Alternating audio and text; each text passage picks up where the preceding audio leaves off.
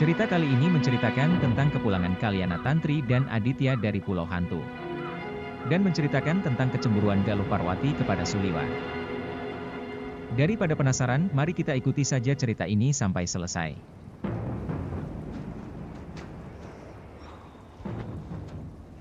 Kenapa, Kang? Tidak apa-apa.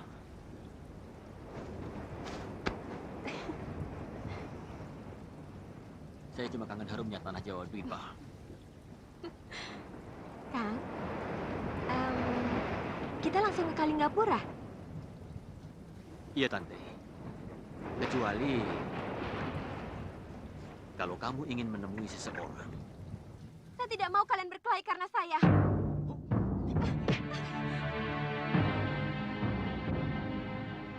Siapa yang Kakang maksud dengan seseorang? Siapa saja. Saya kan cuma tanya. Kalau tidak ada, kita langsung ke Kalinggapura. Kenapa kamu tersinggung? Jangan cari gara-gara terus, Kakang. Hubungan kita kan sudah cukup lama. Kita sudah saling mengenal sampai ke sudut-sudut hati kita.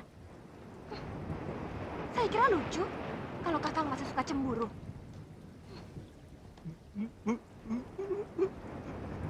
Kok senyum? Tidak boleh. Kamu lebih suka aku cemberut ya? Baik. Aku cemberut.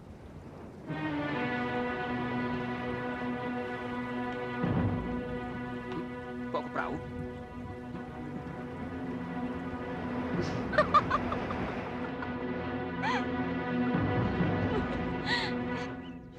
Kelihatannya suasana desa ini sangat tenang, loh. Kurang seru, Kakang. Di sini tidak ada tantangan. Bukan begitu, loh. Ada tantangan, tapi perut kosong. Macam-macam saja. Lihat itu. Di situ ada warung. Yuk makan dulu, yuk makan. Yuk, ayo. Perut karet. Aduh, ayo makan dulu.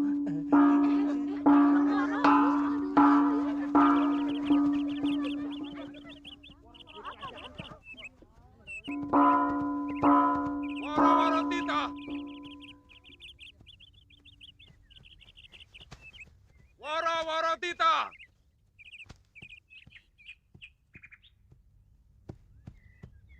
Wara-wara tita.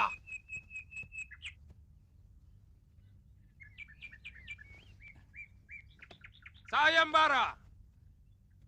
Barang siapa yang mampu menyembuhkan Putri Sangketara Ripa Kembangan yang sedang menderita sakit, akan mendapat anugerah maha besar. Kalau dia seorang putra, akan diangkat sebagai menantu kerajaan. Kalau putri, akan diangkat sebagai putri kedaton.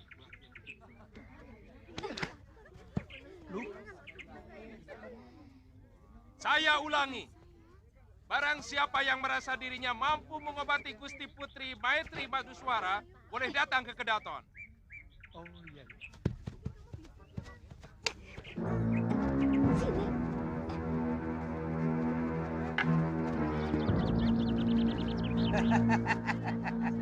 Ini makanan majikan saya, Suliwa. Kakang kelihatannya sangat tertarik. Galuh, itu naluri seorang tabib. Saya selalu ingin menolong siapapun yang sakit. Ingin menolong? Apa ingin jadi menantu raja? Galuh, kenapa kamu punya pikiran seperti itu? Alah, kenapa orang tua itu pakai nesu segala loh? Alah. Laki-laki kan biasanya begitu. Kalau ada kesempatan untuk jadi suami putri raja, buat apa menjadi suami pendekar? Bukan aku yang bicara loh ya. Memang bukan, tapi batin Kakang. Oh, itu toh persoalannya. Tidak, Galuh. Meskipun aku ingin mengikuti sayembara itu. Kalau begitu, hubungan kita selesai. Galuh, tunggu dulu. Jangan mendekat. Kalau Kakang masih punya niat ikut sayembara itu, lebih baik kita berpisah. Sabar. Ada persoalan kan bisa dirembuk. Jangan ikut campur. Sudah, Galuh. Apa? Kalau aku bukan seorang tabib, mungkin aku tidak akan merasa terpanggil. Seorang tabib yang tidak mau menolong orang yang sedang menderita sakit. Ibarat seperti seorang pendekar yang tidak mau menolong orang yang sedang disiksa penjahat di depan matanya. Jawab dengan jujur. Apa kamu akan biarkan orang itu mati, disiksa penjahat di depan matamu?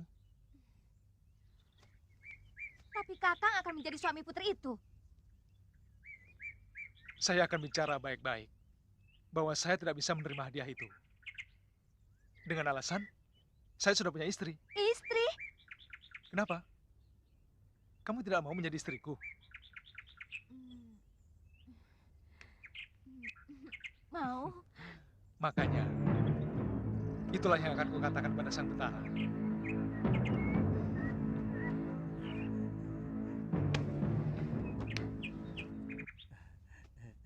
Boleh saya urun rembuk? Sekarang boleh? Begini ya, pengalaman saya, kenapa Tuan dan Nini mudah tersinggung dan cepat marah? Itu karena perut. Ada hubungan apa antara perut dengan marah?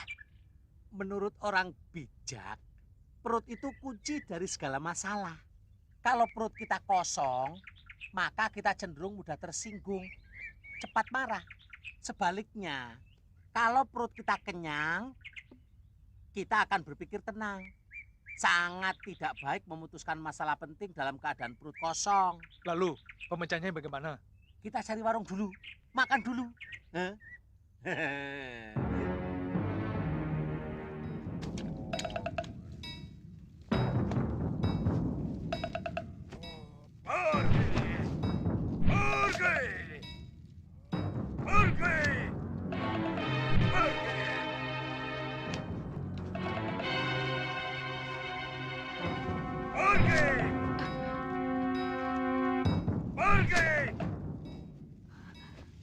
Maaf Gusti Betara, hamba tidak ikut sayembara. Tapi sebagai tabib, hamba terpanggil untuk mengobati Gusti Putri. Kenapa? Anakku cantik sekali. Bahkan beberapa pangeran dari negeri tetangga sudah ada yang melamar. Hamba sudah punya istri, Gusti. Oh itu. Istrimu bisa jadi garwa ampilan. Sementara putriku jadi permaisurimu. Ampunkan hamba, Gusti. Kalau syarat itu tidak diperkenankan, hamba tidak sanggup mengobati Gusti Putri.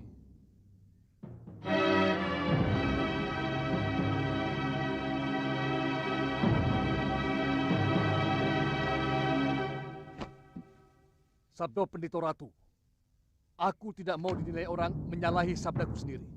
Semua ini atas permintaan hamba, Gusti. Gusti Tumenggung bisa menjadi saksi. Bagaimana Tumenggung? Anak muda ini benar, Gusti. Gusti bisa dianggap tidak memenuhi janji kalau pihak Gusti sendiri tidak mau memberikan hadiah yang dijanjikan. Sementara ini permintaan dia sendiri. Baik. Tapi kalau pengobatanmu ternyata membuat putriku cacat atau bahkan meninggal, maka kamu akan dihukum mati. Hamba bersedia menerima hukuman apapun. Tapi sekali lagi, hamba mohon dibebaskan dari hadiah Gusti Betara. Baik, ikut aku.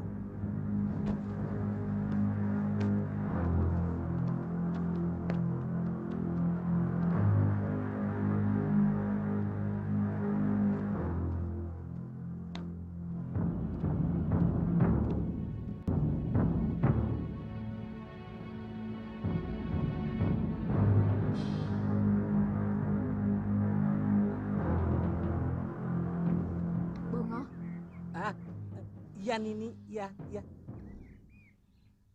Apa mungkin seorang Betara bisa menyalahi janji? Tidak mungkin. Sabdo panganditaning ratu itu tan kena wolawali. Artinya ucapan seorang raja adalah undang-undang yang tidak mungkin plin-plan. Gitu.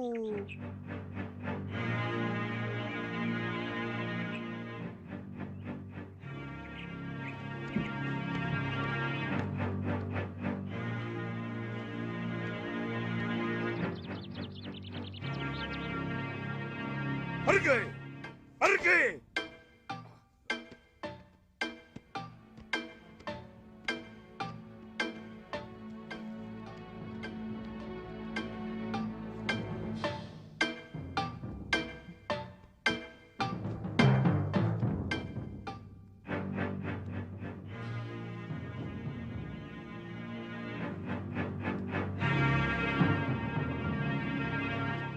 Silakan tabib. Dia tabib dari hutan seribu bunganya ya Ratu. Maaf Gusti Betara. Hawa di sini terlalu pengap. Hamba mohon semua jendela dibuka. Sebab hawa yang pengap akan membuat si sakit akan bertambah sakit. Hawa di sini harus berganti dengan yang bersih. Dayang, buka jendela. Baik, Gusti.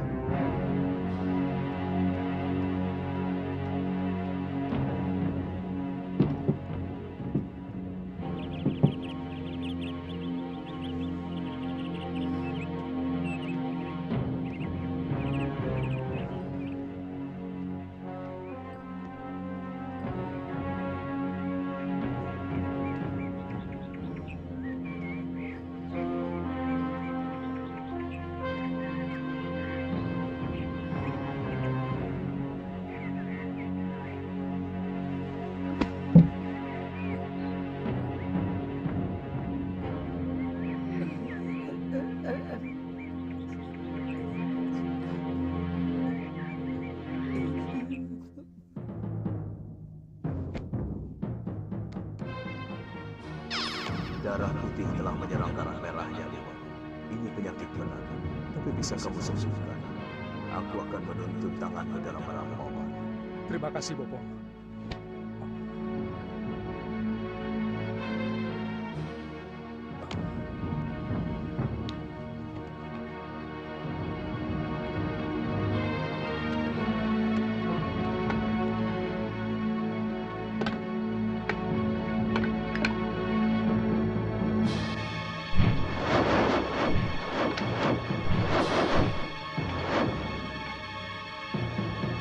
Terima kasih, Bopo.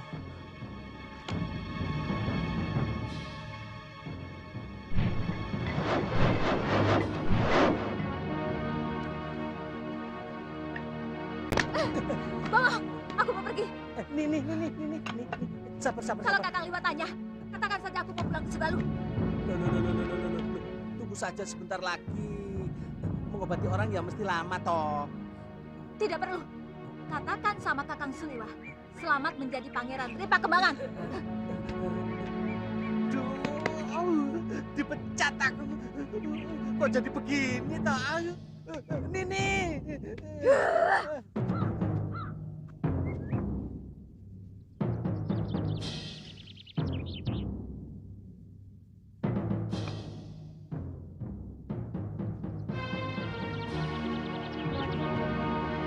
Dan akhirnya, berkat ramuan dari Suliwa, Dewi Madri Maduswara terlihat mulai ada perbedaan. Seluruh keringat penyakit akan keluar setelah obat itu diminumkan. Gusti Putri akan merasa sumuk, tapi tidak lama akan kembali biasa. Kalau bisa, diberi makan bubur dengan nanti ayam Gusti Betara. Menurutmu, apa penyakit putriku? Darah putih memakan darah merah, Gusti Betara. Tapi kelihatannya masih belum parah. Ramuan obat di mangkok satunya boleh diminumkan setelah makan malam nanti malam. Hamba harus mencari jamur darah, daun pusu merah, dan kerang bulu, Gusti Betara. Di mana mencarinya? Jamur darah dan daun pusu merah, hamba akan cari dalam hutan. Tapi untuk kerang bulu, mungkin harus ada yang mencarinya di sungai Laut Dangkal. Hamba mohon pamit untuk mencari ramuan itu, Gusti Betara. Dayang, panggil Tumenggung. Baik, Gusti.